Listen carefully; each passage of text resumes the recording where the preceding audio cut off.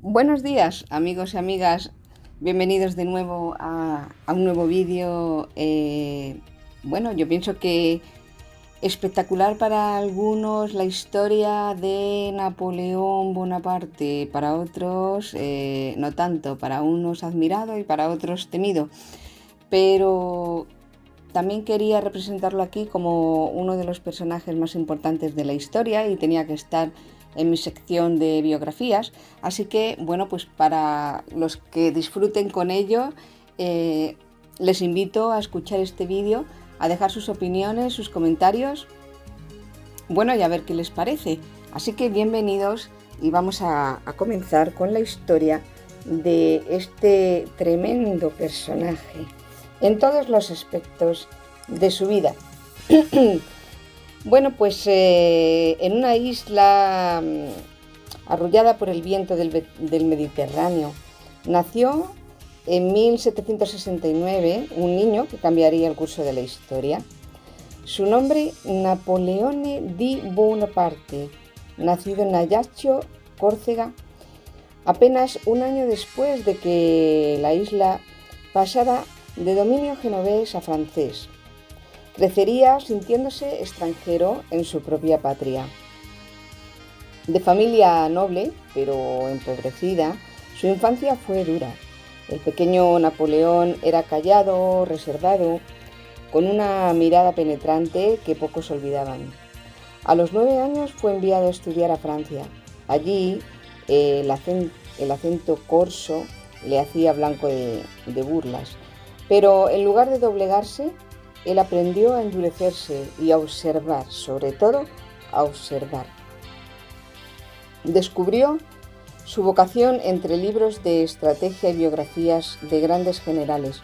Su mente, afilada y ambiciosa, destacaba entre sus compañeros. Ya a los 16 años era teniente de artillería, pero el verdadero campo de batalla no sería la escuela, sino la Revolución Francesa. Cuando el viejo orden se derrumbó y Francia entró en llamas, Napoleón dio su oportunidad.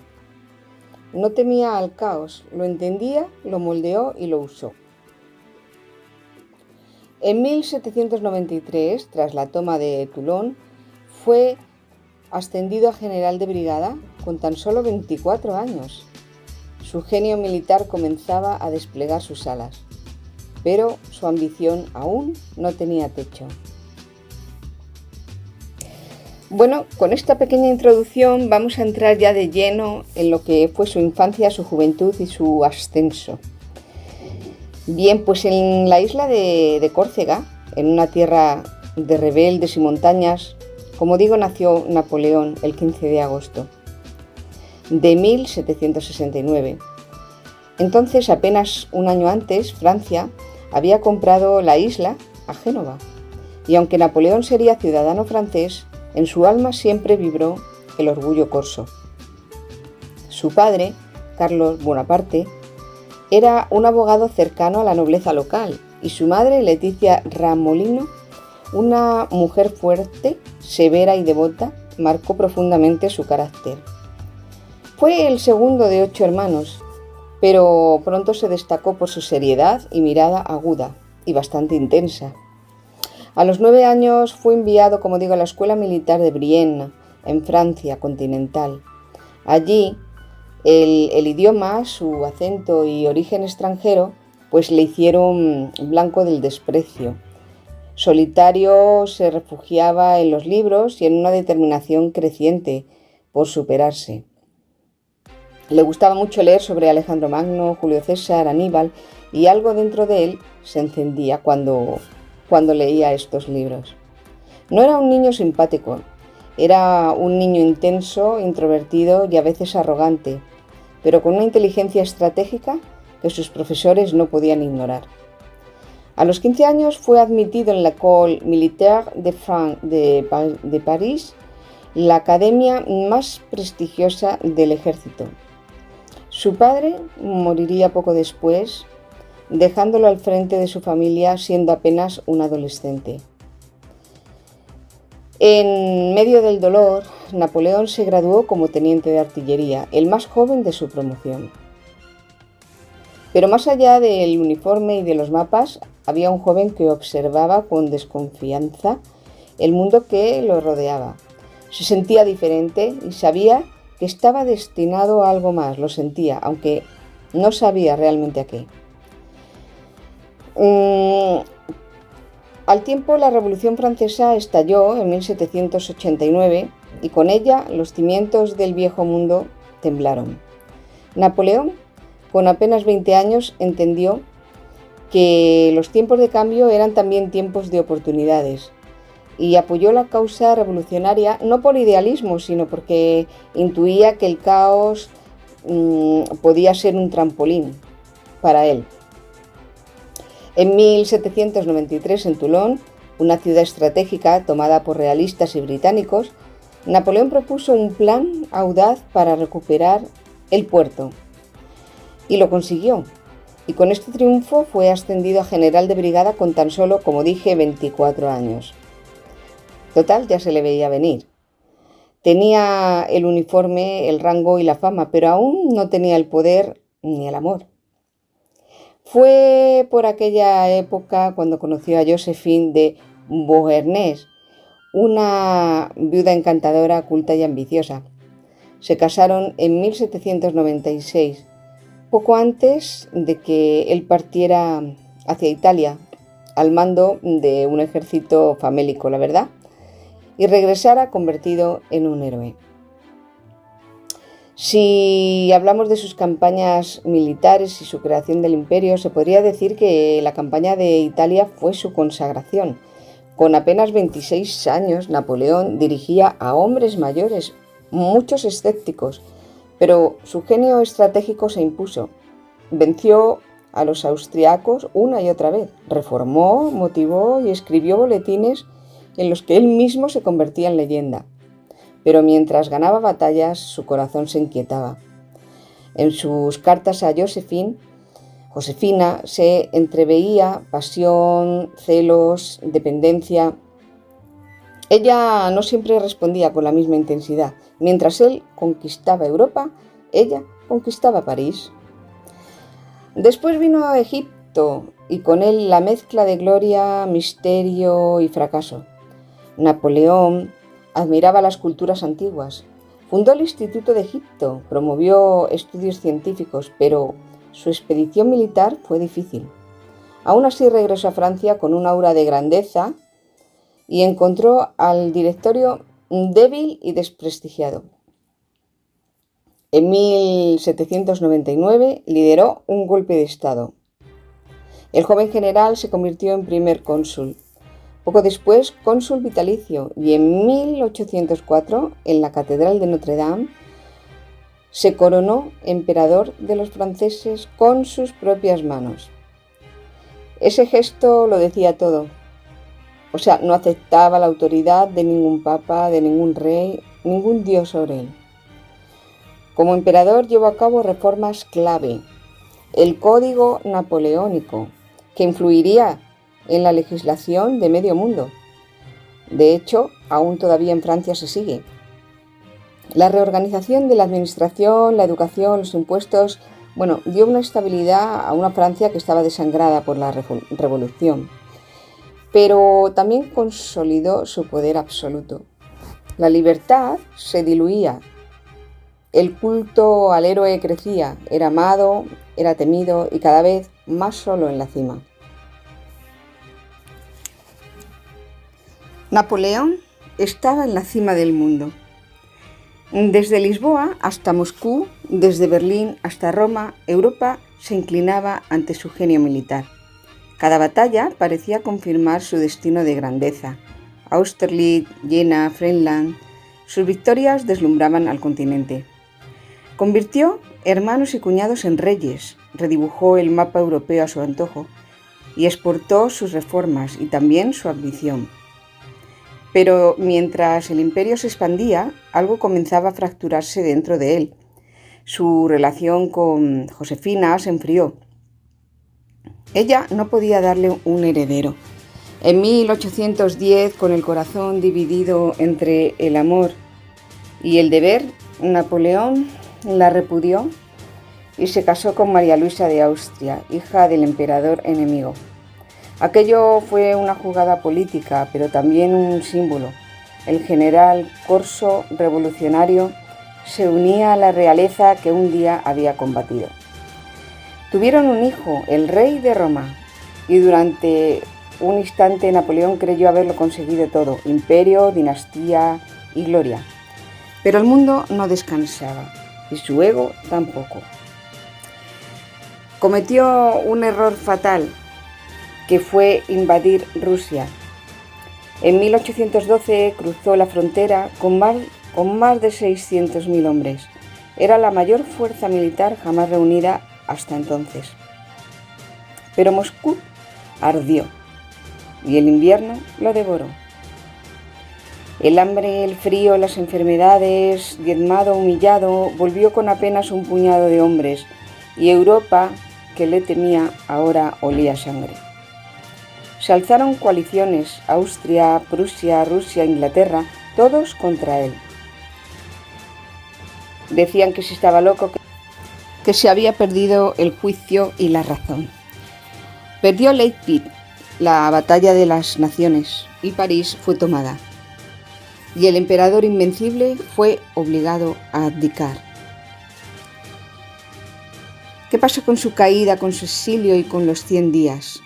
Bueno, pues después sabemos que fue exiliado en la isla de Elba, frente a las costas de Italia. Allí gobernó como un pequeño rey, con una corte diminuta y una nostalgia inmensa.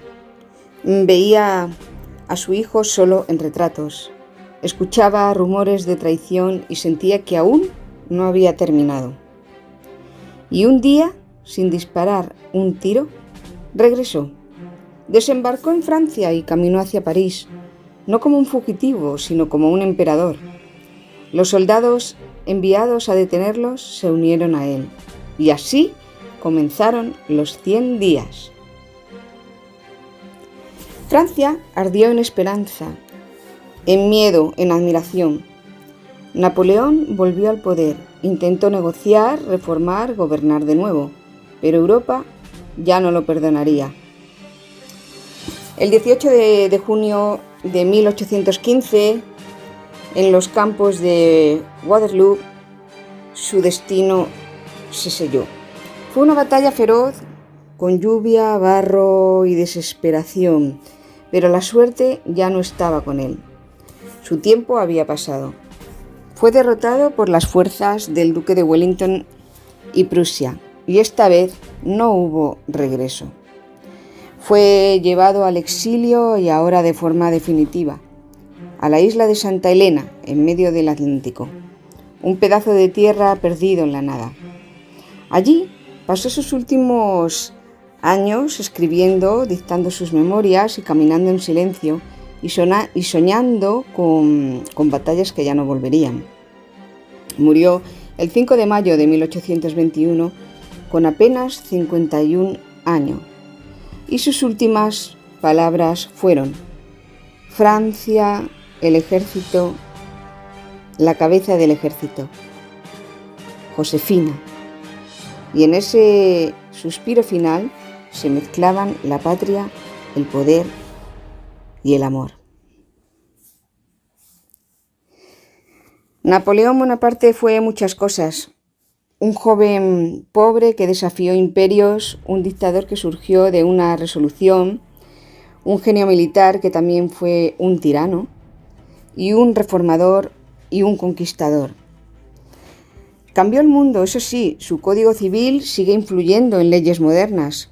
Inspiró a naciones a levantarse, pero también arrastró a Europa a años de guerra, de sufrimiento y de muerte. Y sin embargo, su figura sigue aún viva, admirado por unos y, como digo, odiado por otros, pero nunca ignorado, porque hay hombres que no pertenecen a una época, sino a todas, y Napoleón fue uno de ellos. Por último, y en esta última parte, quisiera hacer una reflexión final sobre el líder que fue y los que faltan. Hoy, 2 siglos después de su muerte, el eco de Napoleón sigue resonando, porque no fue solo un hombre, fue un fenómeno. En un mundo donde los líderes parecen haberse desdibujado entre el miedo, la tibieza y el oportunismo, figuras como la suya provocan una pregunta inevitable. ¿Dónde están los líderes de verdad? Napoleón no fue perfecto, nadie lo es, pero fue apasionado, decidido, inteligente, brutal si hacía falta, enérgico siempre. Supo inspirar a millones a transformar una nación, dejar huellas que todavía perduran en los códigos civiles, en las escuelas, en el mapa mismo de Europa. Los políticos de hoy gestionan, él lideraba. ¿Era un dictador? Sí. ¿Era un genio? También. ¿Imponía su visión por la fuerza? Sin duda. ¿Dejó una estructura social y legal sólida? También. Y es ahí donde aparece el dilema eterno. Podéis dejarme en los comentarios qué preferimos, un déspota con visión o una democracia sin alma. Napoleón despertaba pasión y la pasión moviliza. La gente antes estaba dispuesta a morir por sus ideas, hoy a duras penas salen de su zona de confort. Antes los pueblos se levantaban por un ideal, ahora muchos se conforman con una pantalla. Y tal vez eso sea lo más triste, no la falta de líderes, sino la falta de personas dispuestas a seguir una causa verdadera. Esto es un ejemplo para todas las demás cosas en la vida y situaciones, porque Napoleón, con todos sus defectos, representaba eso, un ideal de gloria, de orden, de progreso. Hoy nos quedan políticos que prometen y se diluyen. Nos quedan discursos vacíos, valores blandos, decisiones sin coraje. ¿Fue Napoleón un tirano? Probablemente. ¿Fue necesario en su tiempo? Posiblemente también. Quizá lo que necesitamos hoy no sea repetir su figura, sino rescatar lo que significaba. Determinación, coraje, visión y propósito. Pero sin caer en la sombra del autoritarismo, entendámonos un nuevo equilibrio entre firmeza y justicia, entre pasión e inteligencia y entre libertad y dirección. Porque los hombres, como Napoleón, nacen cada varios siglos, pero el espíritu que los hace posibles depende de todos nosotros. Y quizá, al mirar su historia, no deberíamos preguntarnos solo quién fue él, sino también quiénes somos nosotros. Si hablamos de Napoleón íntimamente, como ser humano, detrás del estratega implacable había un hombre profundamente humano. Apasionado, celoso y herido, Napoleón amó intensamente y como esos amores intensos, su amor por Josefina fue tan profundo como caótico. Le escribía cartas cargadas de deseo, de anhelo y de posesión. No puedo vivir sin ti, olvidarte es como intentar olvidar el aliento. Pero ella era independiente, culta, seductora, pragmática y lo amó y también lo traicionó. El que conquistaba imperios no pudo conquistar por completo su corazón. Cuando la dejó por María Luisa fue por necesidad dinástica, pero nunca la olvidó. Mandó que guardaran su cabello y al morir su nombre fue uno de los últimos que sus labios pronunciarían. Era poderoso, sí, pero inmensamente solo. ¿Qué hay de la espiritualidad de Napoleón? Entre Dios y el destino. ¿Creía Napoleón en Dios? Decía que la religión era necesaria para mantener la moral del pueblo, que era útil y sagrada. Pero en lo más íntimo su fe parecía más cercana al destino, a la voluntad y al genio individual. En Santa Elena reflexionaba sobre la eternidad, sobre el alma y sobre Cristo. Una vez dijo: Alejandro, César, yo mismo, fundamos imperios sobre la fuerza. Jesús fundó el suyo sobre el amor, y millones lo siguen aún hoy. ¿Fue esa una rendición final, una compresión tardía? Pues quizá, porque al final hasta los más grandes necesitan creer en algo que los trascienda. Sus frases memorables y su pensamiento vivo nos llevaba a que Napoleón no solo actuaba, también pensaba, claro. Dejó frases que revelan su mente bastante afilada. La victoria pertenece al más perseverante. El coraje no es tener fuerza para continuar, sino continuar cuando no se tiene fuerza. Un líder es un vendedor de esperanza. El poder es mi amante. He trabajado demasiado por ella como para dejarla ir. No era un improvisado, tenía visión, estrategia y verbo. ¿Y cómo lo ve la historia hoy? Bueno, pues para unos, como digo, fue un héroe ilustrado, que trajo orden y progreso. Para otros, un déspota megalómano, que llevó millones a la muerte. Pues como ahora mismo, otros líderes. Con las ideas un poquito equivocadas. Entre valentía y poder, valentía y orgullo. Su figura ha sido manipulada por todas las ideologías. En Francia es símbolo nacional y a la vez una herida incómoda. Es lo que suele pasar con estos líderes. Su tumba, en Los Inválidos, es visitada por admiradores y críticos. Su legado legal sigue vivo y su modelo de Estado también. Pero ¿qué habría pensado él de este mundo moderno? Quizá lo habría considerado débil, posiblemente sin carácter, sin propósito, y quizá tendría algo de razón. O quizá, desde el punto de vista en que lo miraría ahora, pensaría de otra manera.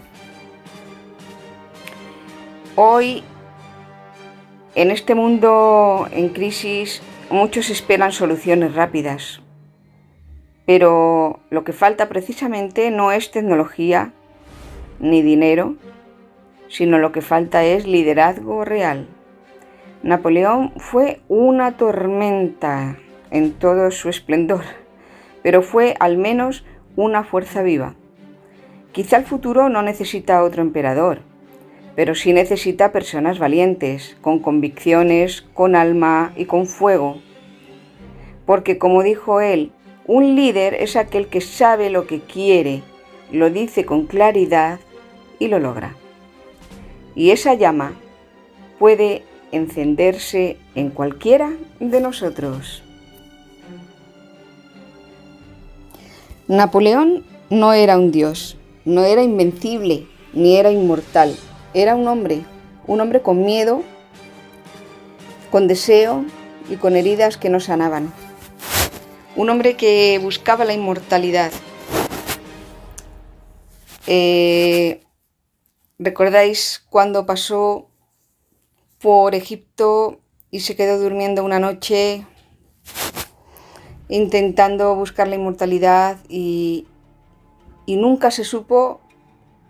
Porque al día siguiente la persona con la que estaba le comentó cómo había pasado la noche. Él nunca quiso decir nada de lo que había encontrado y de lo que había vivido dentro de la pirámide.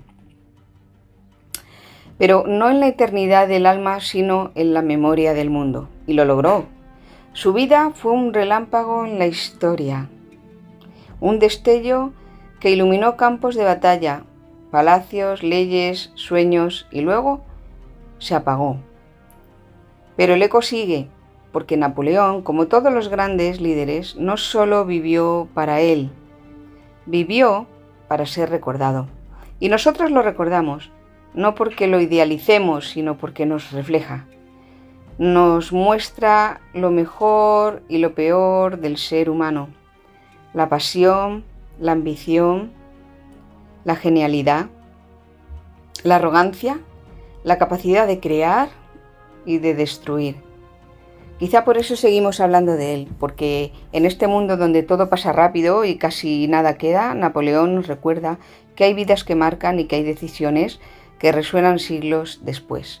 Hoy no necesitamos claramente otro emperador, pero sí necesitamos reconectar con el espíritu de grandeza, no para conquistar tierras, sino para conquistarnos a nosotros mismos, para gobernar con propósito, para luchar con valores, para amar con intensidad y para dejar huellas que no se borren con el viento.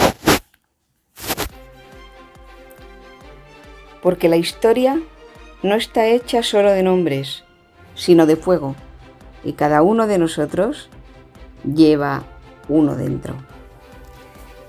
Pues muchísimas gracias, queridos amigos, por haberme escuchado. Espero que os haya entretenido esta historia conmovedora, ya digo. Para unos fue un grande, para otros un tirano, pero siempre digno de comentar y nunca pasó indiferente. Me encantaría oír vuestros comentarios, vuestras opiniones, si me los podéis dejar. Os estaría agradecida para poder hacer más vídeos como este y que os puedan entretener. Y bueno, pues qué deciros que lo que sacamos aquí en Moraleja, yo diría que es la conclusión, no ya de tener un emperador, sino de lo que nos dejan estos grandes líderes, que nunca debemos olvidar, coger lo bueno y no lo malo. Creo que son parte del aprendizaje de nuestra vida como sociedad, en parte para saber distinguir unas cosas de otras y para tener en cuenta pues los sueños, metas, situaciones de cada uno y cómo afrontarlas. Me parece un personaje muy interesante, un líder carismático con sus cosas buenas y malas, por supuesto, pero ya digo, con mucho aprendizaje que nos ha dejado para la historia. Pues nada, amigos, yo qué deciros que estoy encantada de que me hayáis escuchado, como digo, que lo hayáis pasado bien y bueno, pues si queréis compartirlo con gente que le pueda interesar. Y no os olvidéis de darme un like, por favor, si es que os ha gustado, porque eso nos ayuda, de verdad, muchísimo para seguir adelante. Así que espero veros en el siguiente vídeo y por favor, y ante todo, no olvidéis vuestros sueños, que no necesitan ser grandes, sino necesitan ser los vuestros, porque cada uno tiene su misión y su historia en la vida. Y poco a poco nosotros también iremos haciendo historia, pero ¿qué historia dejaremos si no dejamos una historia general de grandeza? Dejaremos una historia particular de nuestra propia grandeza y eso es mucho más importante. Así que, como digo, amigos, pues nunca dejéis de valorar vuestros sueños, vuestras ideas y llevarlas adelante. Intentarlo al menos, que no quede y que no se diga nunca que las cosas no las habéis intentado. Así que con esta opinión mía y con este relato tan impresionante, pues espero veros en el siguiente vídeo y espero que os guste también y que me dejéis comentarios a ver qué se puede mejorar y qué no y qué os gustaría, de qué os gustaría hablar. Me lo podéis comentar también. Así que, como digo, muchísimas gracias por estar ahí y nos vemos prontísimo. Muchos besos y de nuevo, mil gracias. Adiós, hasta luego.